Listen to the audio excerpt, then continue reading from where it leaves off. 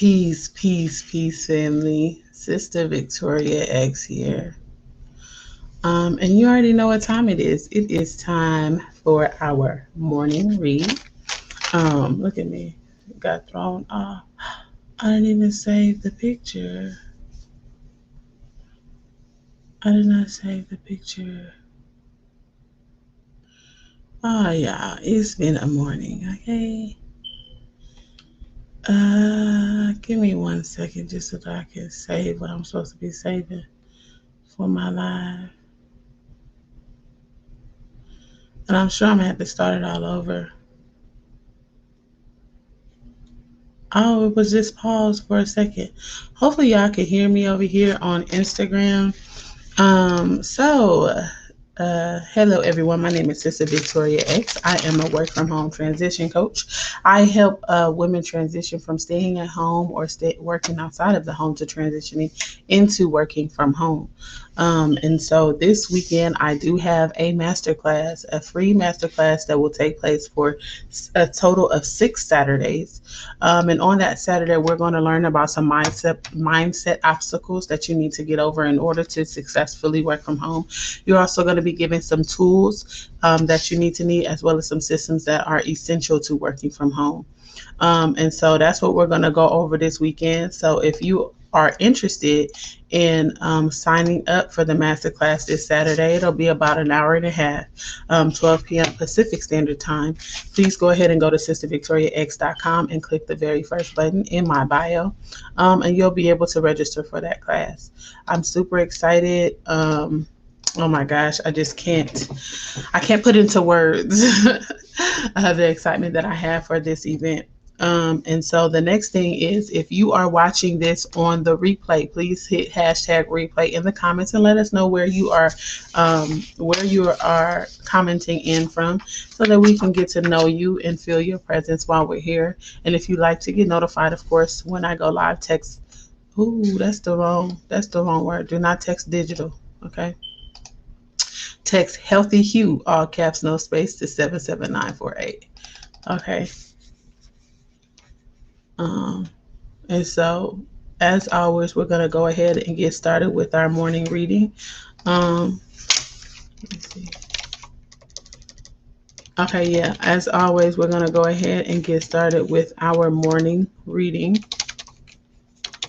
Okay, here we go. As always, we're going to go ahead. I don't know why I keep saying that. Started with our morning reading. And what we're going to do is we're going to read the actual text first.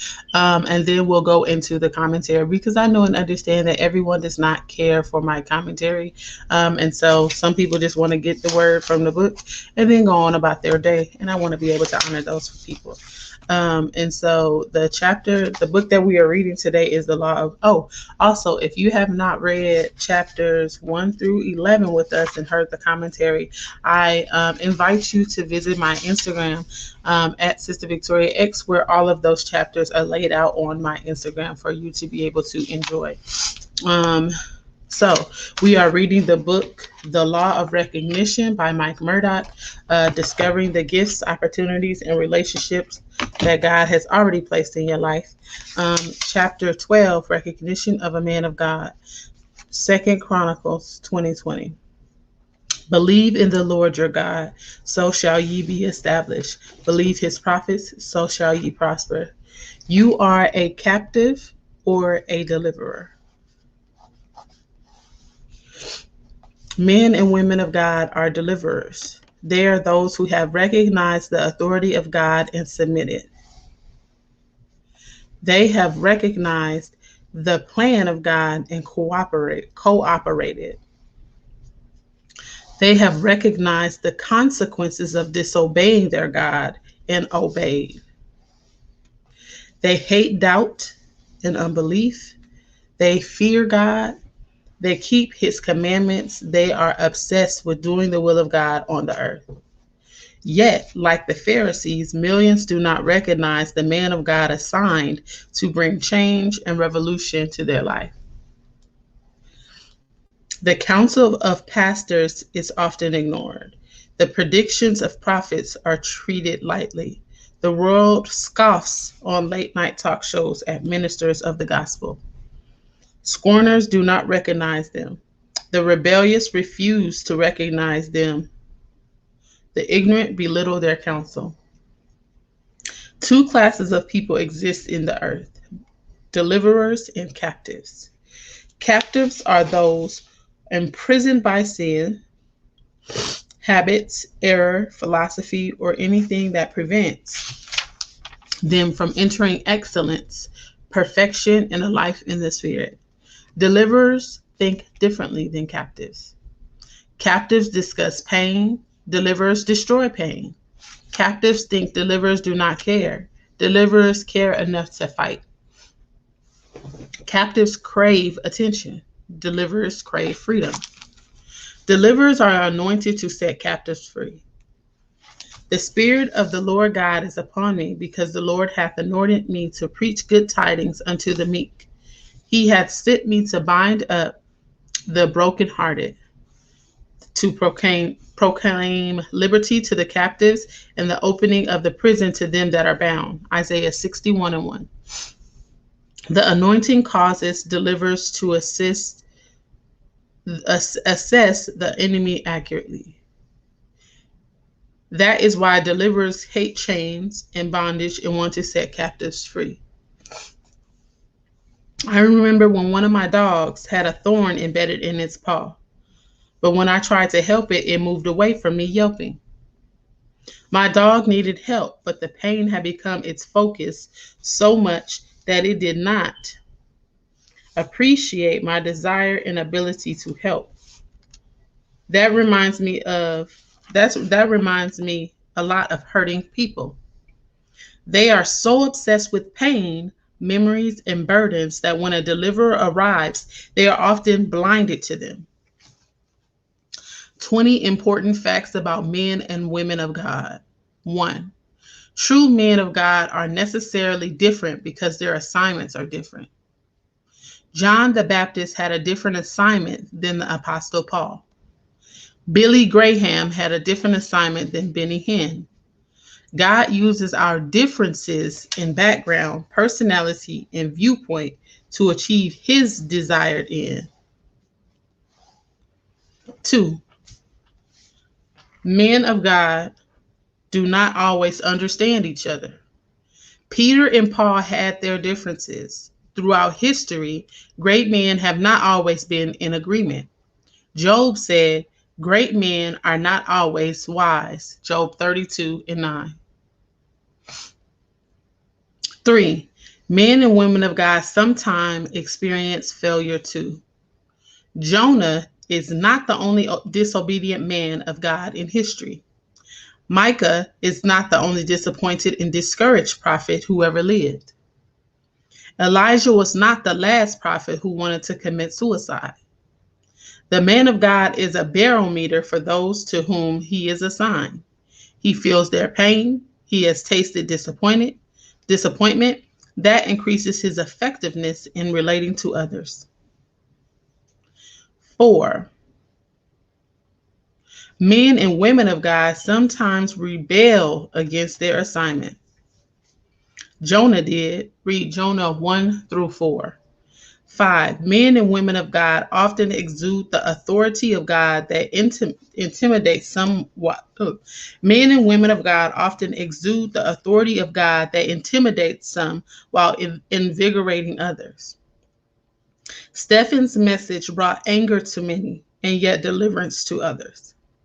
6. Men and women of God are the most gentle tools God uses to deal with people. The Israelites rebelled against Moses. He talked, he cried, he begged. But when they ignored the voice of the man of God, judgment followed. God opened up the earth and swallowed some. Fire scorched others.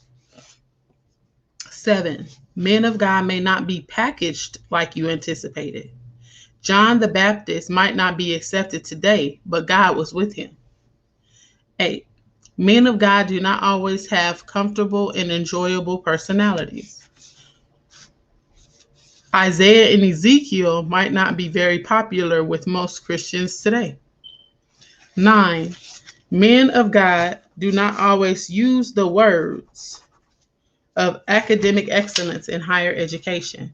God often uses the heart of the humble over the silken voice of the gifted. Read 1 Corinthians 2 1 through 4. 10. Men of God do not always recognize when God has spoken to another man of God. They simply must respect the fact that they too are men of God.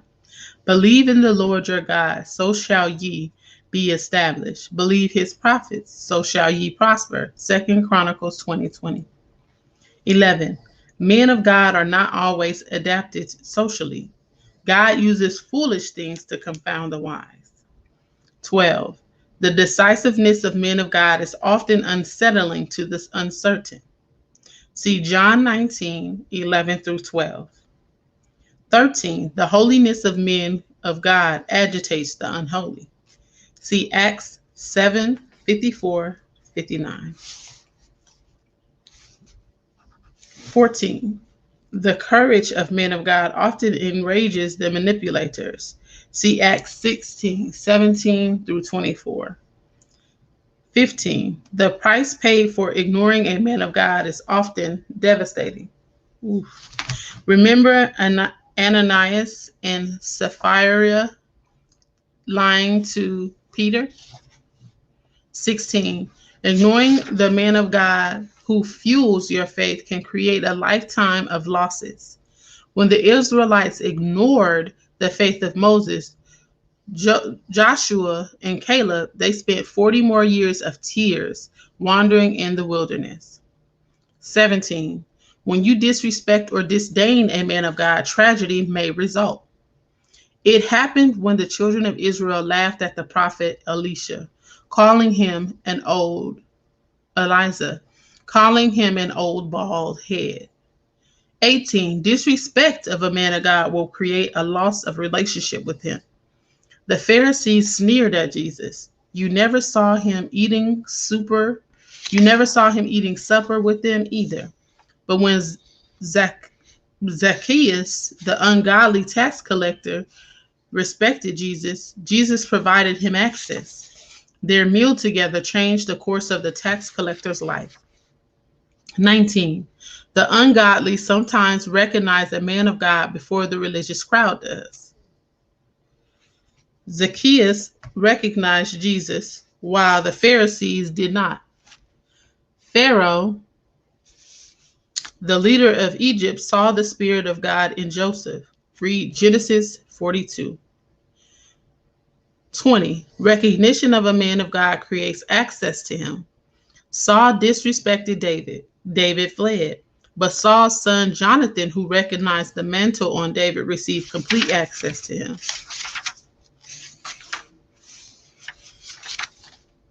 Okay, so we're going to stop right there. We actually have a few more pages in this chapter, so this is going to be part 1. We are going to come back later for part 2. If you are still here on the replay, I need you to type "I made it" in the chat so that we can know just how far on the replay you came. Now we're going to enter into the commentary part of our reading. And I appreciate y'all for rocking with your girl this far. Go ahead and share this out and tag some friends in the comments, because this is the part, okay? I'm telling you guys, I'm really loving this book more and more every single day, because it's just opened me up and allowing me to see so many commandments that are in the Bible, so many explanations that are in the Bible. And had we just, let me see. Assalamu alaikum, peace. I am Ramadan. Assalamu alaikum, Black Majesty. Yes, this is one of my favorite scarves. This one and that black one that black and colored one I have. Assalamu alaikum, Sister Naomi. Greetings. Okay. All right. Yes. Wa alaikum salam, ma'am. Assalamu alaikum. Wa alaikum salam, Brother El Race. I made it the live. Yes, I made it. Praise be to Allah. I'm glad you were able to make it. So this chapter is the recognition of a man of God. And I love how it starts off just giving you, right, Giving you some characteristics to be able to easily identify. Is that book on Amazon? I'm going to order it today. Yes, ma'am, it is. It definitely is on Amazon. You know, Amazon be having all the books. And if you would like to get notified when I go live, text Healthy Hue, all caps, no spaces, 77948. So I like how this chapter starts off identifying characteristics of a man of God, right? It says that they hate doubt and unbelief. They fear God. They keep his commandments. They are obsessed with doing the will of God on the earth, right? And then they go into talking about they are those who have deliverers. Are those who have recognized the authority of God and submitted. They have recognized the plan of God and cooperated. They have recognized the the consequences of disobeying their God and obeyed. Like literally, their being is devoted to the will and word of Allah. Imagine that, right? And some of these characteristics, right? Some of these characteristics you can actually see in a person from having a conversation, right? You can see doubt and unbelief from talking to someone, right? You can see whether or not someone truly fears God by the actions that they do, right? By the action that, like, you know, some things you just look at and they're like, oh, they don't fear Allah. They can't fear Allah doing that, right? They keep his commandments. That's something that you can see. We ain't talking about perfection, though. We're not talking about perfection. But there are just some things that you can see on a person that's not saying that we label them. That's not it. But it helps us in identifying those who are a man of God or a woman of God. And then it goes on to say it's basically the believers and the non-believers, right? But in this text, it uses captive or a deliverer, right?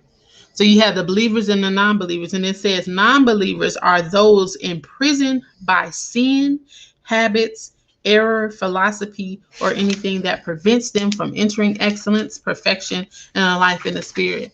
I think that sometimes we keep teaching, beloved sister. Assalamu alaikum, brother Winford. Praise be to Allah. I think that sometimes we get the freedom that Allah permits confused with freedom, right? We get the freedom that Allah permits us confused with freedom, right? It's not that we're truly free. It's that our sin and our bad habits and our errors have held us captive for so long. And just the mere thought of removing ourselves from those things is too much. Yes, ma'am. Slave to the mind. It's too much. So are we really free if we cannot at any moment give up the things of sin, the things that are identified as sin? We're not talking about no gray lines. We're talking about if say don't steal, you stealing. If say don't lie, you lying. Right? And most of the time when we lie, it's a decision to lie. It's not like, oh, I slipped up and lied. You thought about that lie. So is freedom really freedom if you can't just give it up at any moment?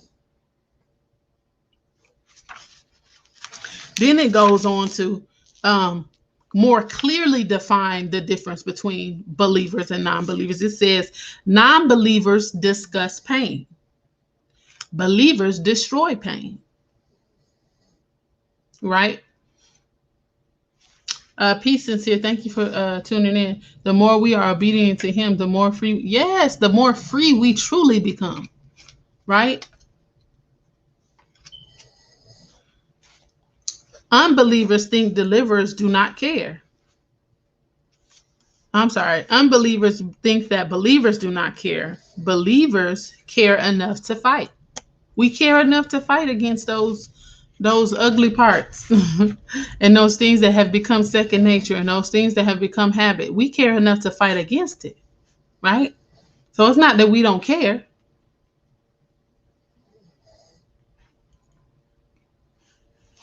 Believers crave attention.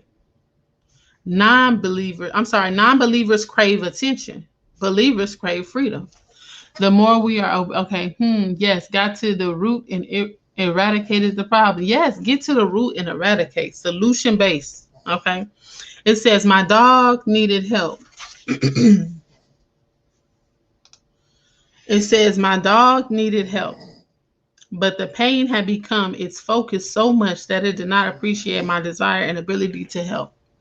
Now, how many times have we found ourselves in so much pain that the very person Allah sent to us to help alleviate the pain, we pushed them away? Right? We be so wrapped up, and we be wa alaikum salam, ma'am, and we be assalamu alaikum, sister Tadara. We be so wrapped up in the pain that we're feeling. We be so wrapped up in the pain that we are experiencing, right? That to a certain extent, our eyes are blinded to the very person that Allah sent to alleviate the pain. That's why it's okay to feel the pain, but do not allow it to consume you. Because once you allow pain to consume you, it's going to take a lot of work to get out of that focus. Oh, Sister Naomi in the comment dropping bars. She said, wrapped up in the pain and become addicted to it as well. Right? That's so crazy that you said that, because I had a realization about that this week, right? Become addicted to the pain, because the pain of not having, right, is sometimes worth dealing with versus the pain of what could happen if I just did it the right way. Because this pain right here, I can identify this pain, right? I can identify this, but I don't know what that uncomfortable is. I don't know what that is. So I'd rather stick and sit in something that I'm familiar with than to move out of my comfort zone and feel something else that I might not know how to deal with. I know how to deal with this pain. I know how to put on the smiles when the right people come around. I know how to laugh at the corny jokes in the room. I know how to say I'm all right when I'm not all right. I know how to operate in this kind of pain. But that's a whole nother level over there. So I'm going to just sit right here where I know how to operate and maneuver and manipulate the people in my life to believe that I'm okay when I'm not. Versus stepping out of this area of comfort, right? And moving into something else. She said, victim status. I'm a victim. I can't. It's impossible. Yes, ma'am. The way that you talk can make you easily identifiable. She said, I know all about that addiction. Ooh, that addiction is no joke. That is no joke. And we have to start learning how to call a thing a thing. We be coming up with all these creative words and excuses for what it is, but addiction is addiction. It don't have to be a drug to be addicted to it. While identity is wrapped in pain, instead of being the real you, which comes with work and whole identity is wrapped in pain instead of being the real you, which comes with work and self-reflection. Yes, ma'am. Absolutely. It says God uses our differences in background, personality, and viewpoint to achieve his desired end. It says true men of God are necessarily different because their assignment are different. Right? When you are a true man of God, it don't matter what you say you are. It don't matter what I say I am. I can see the God in somebody else. And we can make the connection on that. Right? Just because you don't identify as a Muslim, and I might not identify as a Christian or a Jew or whatever, right? We can still come together and do the work of God, because titles aren't really that important. As long as the heart of it all is the same, submitting to Allah. So sometimes we allow too many titles to get caught up in stuff. And that's the ego. Because we believe that because we believe in a thing in a certain type of way, that our belief is superior to someone else's. right? We look down on people that worship false idols and all that kind of stuff, right? But I mean, if we want to keep it 100, why don't we upgrade our level of belief to that? Because there's nothing that you could tell them about whatever it is that they worship in that can deter their faith. Is your faith as easily as deterrable as their belief in that little statue? Right? Sister Naomi, I've been talking to you too long. Now I'm saying right. But seriously, we allow our ego, like when we start believing in something, we get a kind of egotistical position about it, as in, like it could be better than everything else, right? But does that really matter? No, it doesn't matter. Because what's in your life is for you. So why focus on the negative things when you can pull out of everything a positive that you can apply to your worship, to your relationship, to what you're doing? The teachings say settle on the best part. Because it's easily to settle on the worst part. And when you think about it, settling on the worst part allows you to sit in some mess and not have to identify the work that you need to do. Right? Because when you settle on the worst part, it's a whole conversation that ensues. It's a whole lot of judgment. It's a whole lot of, extra pieces and parts and name calling and all that stuff. But when you settle on the best part, that's like a recognition that we be out of there. We don't sit and we don't sit and marinate on the best part, but we'll sit and marinate on the worst part all day, every day. Then it goes on to say, men and women of God sometimes rebel against their assignment.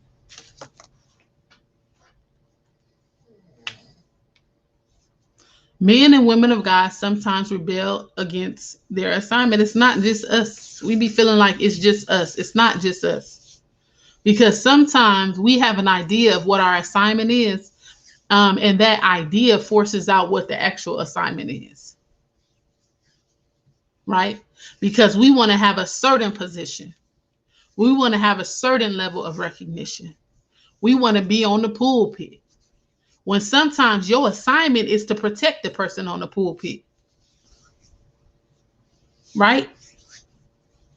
But we so focused on what we think our assignment is that we can't even see all the clues and the pointers that have been given us to let us recognize. And sometimes we don't want to hold that post. We don't want to hold. I'm like, no, that ain't for me. What you mean? Protect? No, I want to be the one that's getting protected. No, that ain't for me. So you be pushing yourself into positions, not realizing that it's really stunting your growth because you weren't made to excel in that lane.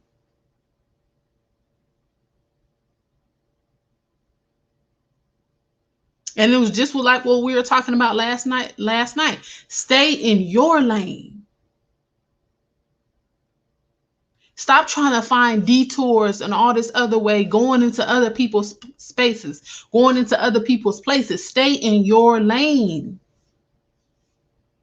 And just like when you go down one street, you might start on Martin Luther King, but you start driving straight down Martin Luther King, and then Martin Luther King turns into Sunshine Avenue. That's still your lane. Just because the label on the street changed, don't mean it ain't your lane. Once you've done enough, it might switch, but it's still your lane. Be obedient and know that we do not have a comprehensive knowledge. Allow him to guide our steps. That's a good word, Sister Naomi. We do not have a comprehensive knowledge. We don't know all it is that we need to know. So while we be trying to force stuff, we might be forcing ourselves into a situation that once we get there, we might not know how to get out of. It says that men of God do not always have comfortable and enjoyable personalities. Stop trying to be everybody's friend. Right? Sometimes we will change who we are depending on who's in the room at the time. Just be yourself. That's the biggest thing I had to learn how to do. I don't want to say the biggest thing, but I definitely had to learn how to do that. I've accepted that, I might not be everybody's cup of tea because I don't talk like this. I don't be whispering all day. That just isn't my thing. And I'm working on not being as loud. You feel me? But that's just, you know what I mean? Like, I'm not a whisperer. I'm not a whisperer. I like laughing and engaging with people, right? And some people don't like that kind of stuff. Just be who you are.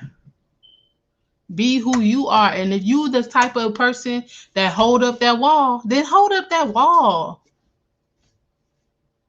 Hold up the wall if that's the type of person that you are. Don't allow the room to dictate who you are, or who's in the room to dictate who you are.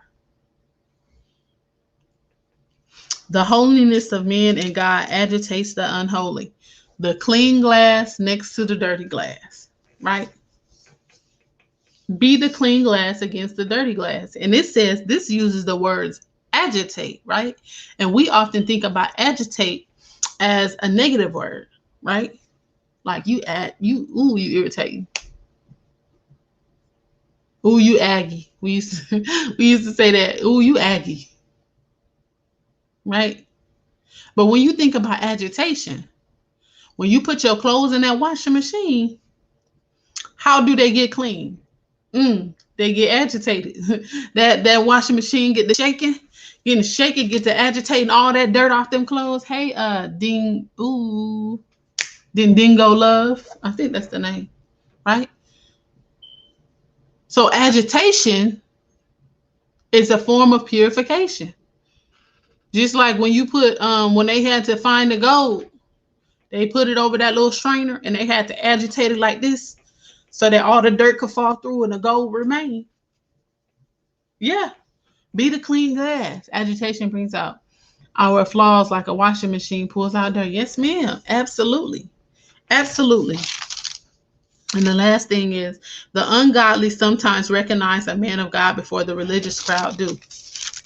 You know why? Because once people get super religious, they start feeling like they start feeling holier than thou, right? They start wanting to look and point out everyone's mishaps and everyone's downfalls, and they rarely turn that investigative spirit up on themselves and share publicly what they share about other people. Right? They don't do that to themselves. But once people get into a certain religious like being, it's very difficult for them to even see the God in somebody else. Saved and sanctified, filled with the Holy Ghost. Okay?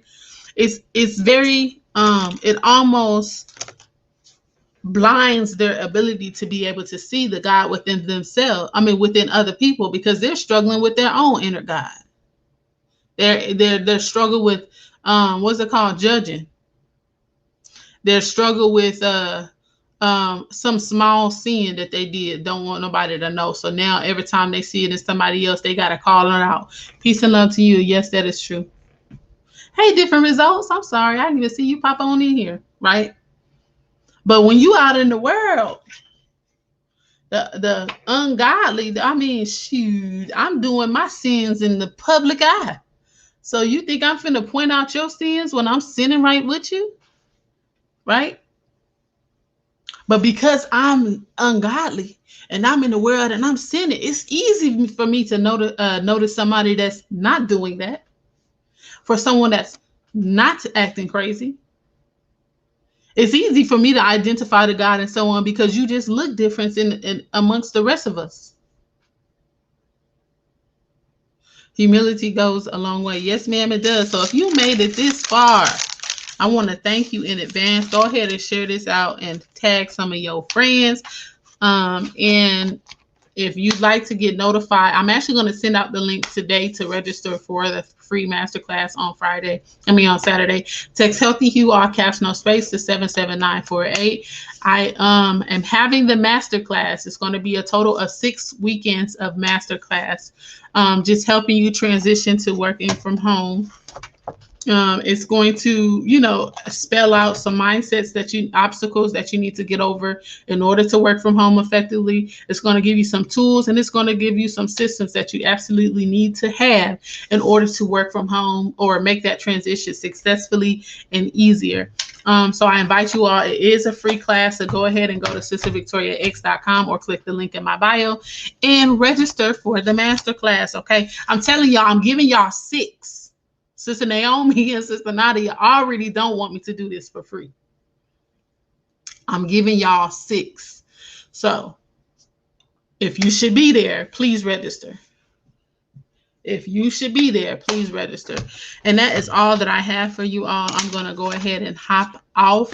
And later on, we're going to come and complete part 2 of chapter, what is it?